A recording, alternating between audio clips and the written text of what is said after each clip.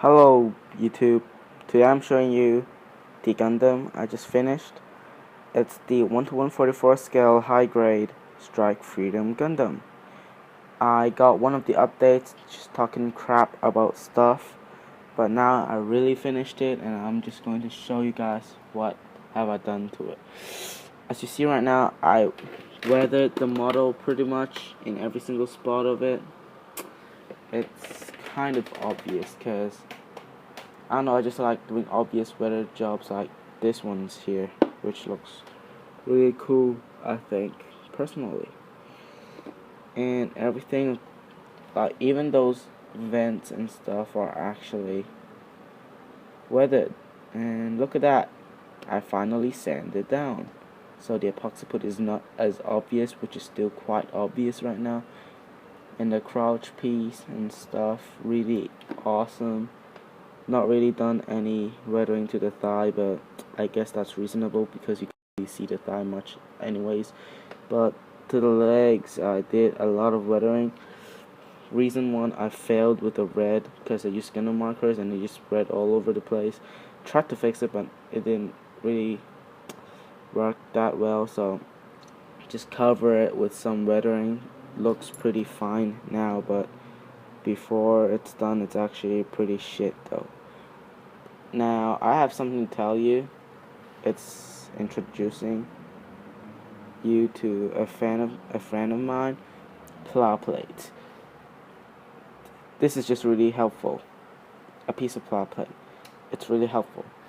It did a lot for me because I'll show you the moddings I've done just in a second. Basically, like 10% of this model is plow plate now, just because what I did to it. Okay. So now let me just see if I can find a Strike Freedom manual. So this is the Strike Freedom manual. I'll put it here just so you guys can see it. Okay, look at this. And look at the wings verse. So as you see, the tips over here are not as long because I extended them with plow plates. I made them look longer and much better now. Because, I don't know, I just think that really represents the freedom. How sharp the wing is, how sharp the whole model is. But as you see the head there, I customed it. Actually, not really custom, I just swapped the heads with Freedom Gundam. And yeah, now it looks way better, way skinnier and stuff like that, blah blah blah. And then I also did something, actually I did. And one thing, I customed the rifle. I painted it. Oh, that rifle took me so long to actually finish it because the paint, there's like tons of mistakes and stuff, even though there is still now. Yeah, pretty upsetting and stuff. And then I want to show you the crotch piece, the leg piece, if I can find it for you. Just a second. Oh, here. I'm not sure if you guys can see it, but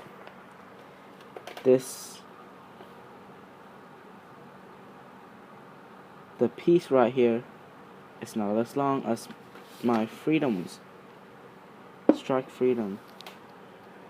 It's much longer than if you build right out of the box, because what I did is I basically used epoxy putty. I shaped it for both of them, which is quite a lot of effort. I just shaped it, and that's basically it, how you do it. And then I extended the torso with epoxy putty, because look how short the Freedom looks like. Just wait a second. Look how short the Freedom looks like. How fat it is not sleek, and it's just not what it looks like in the show. But now I changed it. Now it looks way taller and stuff. It looks monstrous, just like in the show. So that is basically almost all the stuff I really just modified in this Gundam kit. But yeah, that's like all the stuff. But just let me talk about shit now. let's have a 360 look of this kit. So the front, the side, I painted this fence myself, this thrusters myself. I kind of weathered it, although it didn't really it's not that obvious. And the back of the wings also weathered, even more obvious right now. I did not weather the cannons for some reason. I forgot it. I think, yeah. I covered up this piece right here with plow plate. Didn't look that good, but no one was gonna see the back of the Gundam, like seriously. Just to cover up the extended, the extended joint. I didn't show you. So when we get back to the front, if you can see, it's actually extended, the joint's actually extended by another piece here. Because I found out in my Freedom Gundam, there's a lot of those joints for the foot connected, a ball joint, connection piece, I don't know what it's called, but that's just what it is, for connecting the foot to the leg. So that's another piece. I just glued it on top of it to make it longer, taller. So that's basically what I did. I did it to both of them. And then I put some epoxy putty on the joints here to make it taller. That's kind of cool. Okay, now let's get to something more important, such as the paint job I did to the rifles. It's really hard to take them out. I'll just show you one because both of them are really the same thing. I painted it white, and then I did the blue with Gundam marker, the black with Gundam marker, the red on this piece here with lacquer paint. The paint brand is actually called Gaia Color. These ones here. I just thought, I don't know, I think it's the best paint I ever had, because that's the, I don't know, it's just thinner than other lacquer paints out there without thinner. Because I don't know, I think that's just better, because some of the time you don't really need thinner to actually paint with it.